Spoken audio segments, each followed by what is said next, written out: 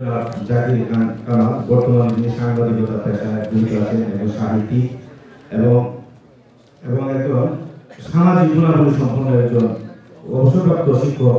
ওনার যে গুণী শিক্ষকের যে বেশ একটা ভুলবশত দোকানে রেখে দিয়েছে, আমরা ফোন করছিলাম পয়সা একটা করে দিয়েছে। আমরা পরবর্তীতে আমরা ওনার হাতে পৌঁছে দিব। ওনার অনুভূতি প্রকাশ করার জন্য অনুরোধ। ধন্যবাদ সন্তান যারা উপস্থিত। আসলে দীর্ঘ চাকরি জীবনে গুণী কতটুকু জানি না, তবে পূর্বধবার সুনামের সহিত চাকরি করছি।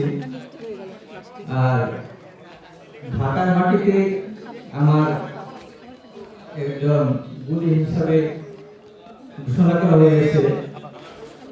আমি আমার চাকরি জীবনে মনে হয় এটা সবচেয়ে বড় পাওয়া। অনেক কথাই ছোটবেলা থেকে হয়েছে, আসলে আমরা না পাওয়াই মানে না পাওয়াটা হচ্ছে আমাদের গতানুগতিক, পাওয়াটা আমাদের সুদূর করা হতো। কেননা 31 বছর চাকরি করছি প্রধান শিক্ষক পোস্টে, ওই জায়গায় শেষ, ওই জায়গায় শুরু। না পাওয়ার বেতন আমাদেরকে কাঁদায় না। তো যাই হোক, মাঝে মাঝে এরকম কিছু পাওয়া আসলে উত্তম যোগায়। আশা করি আপনাদের এই যে আজকে ঢাকার মাটিতে আমাকে যে আপনারা সম্মানিত করেছেন, আমি আপনাদের প্রতি কৃতজ্ঞ। আমি নিজেকে আসলে এই জায়গায় কখনো কল্পনা করি না।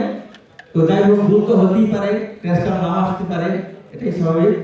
আর যতটুকু পেয়েছি আপনাদের কাছ থেকে ততটুকু আমি আমার জীবনে অনেক বড় পাওয়ার মনে করেছি।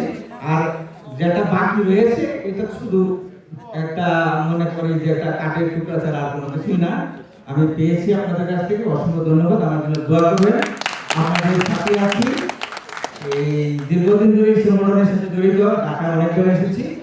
তো আমি কিন্তু আসলে অবসর প্রাপ্ত। এখন আপনাদের নিয়ে আমি সিদ্দিক ভাই আছেন, আমাদের পুরো অগ্রজ সিদ্দিক ভাইয়ের সাথে আমি কলম যুদ্ধে জড়িত। আমি